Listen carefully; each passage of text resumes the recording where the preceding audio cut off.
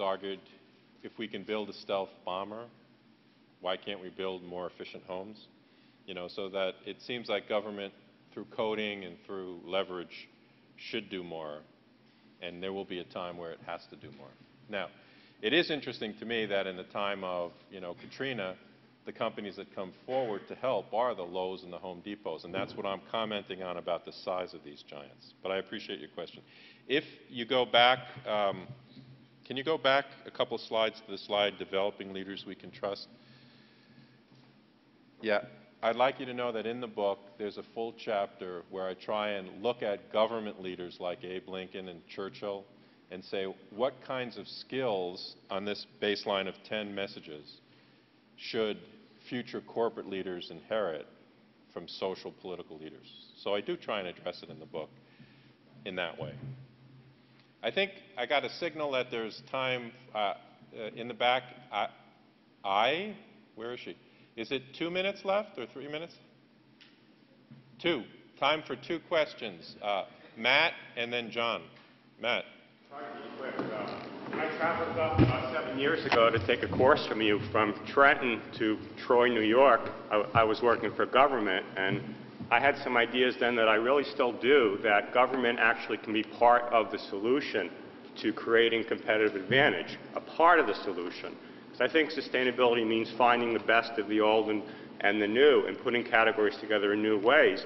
And I took from your example of Energy Star and LEED, and there's others I could think of where companies are taking advantage of things government is doing that is not regulation. It's government being more creative. And I think in answer to the question, I think we have to get it right, and nobody's really thinking about it a whole lot. I mean, the food example is an example where companies are seeing the value in organic agriculture and organic food, which is skyrocketing. But the problem there is we haven't gotten the government piece right. There's a government seal that is in disrepute because I think the government was captured by the industry. Whereas in Energy Star, we did it right. Everybody seems to respect Energy Star, the building on it, and then getting the results that you're seeing. So I guess what I'm encouraging is more creative thinking about the potential hybrid, to use that term in a different way, between government and business, specifically in this area. The way I want to build it for Matt is that if you think about that beautiful window by the exit sign, I think that in the future the role of government as a regulator might just be one of those 5 panes, right, of that whole window, so that certification is another one. Another pane is active disclosure. I learned from being on EPA's Title 3, the Toxic Disclosure Committee, that just by allowing the look of the information on chemicals, you can create more savings in chemical manufacturing than for regulation. So it seems as if there's a bunch of different panes in the window, and the environmental debate has been so focused on the lobbying and regulation that we're not looking through the whole window. I think that's what matters. And I totally agree with that. John.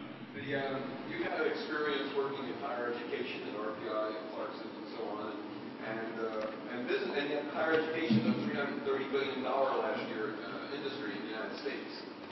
So it's an industry that actually is subject to these same thought processes of how do social capitalism and social response affect what they're doing. Do you have any thoughts? Because I guess there are SUHARs, there are Institute of Sustainable Enterprise around, but a lot of business schools don't, and a lot of management MBA programs don't have this integrated.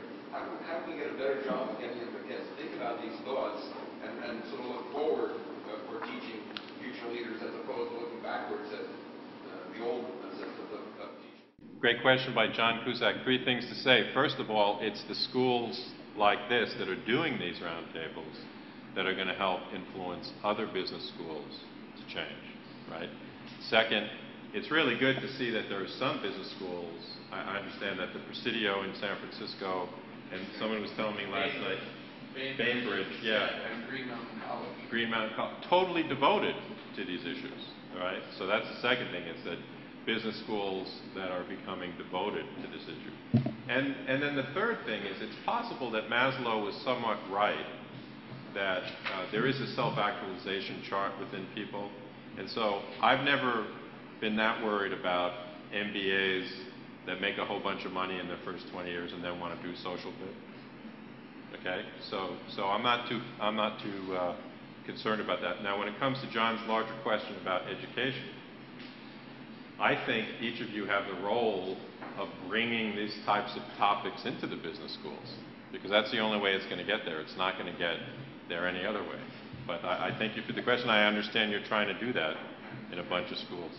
I am going to stay here for the next 45 minutes to an hour if you want to hang out one-on-one. I want to thank the sponsors of this event, and what a beautiful place to have this meeting. I really appreciate it, and I hope you all stay in touch.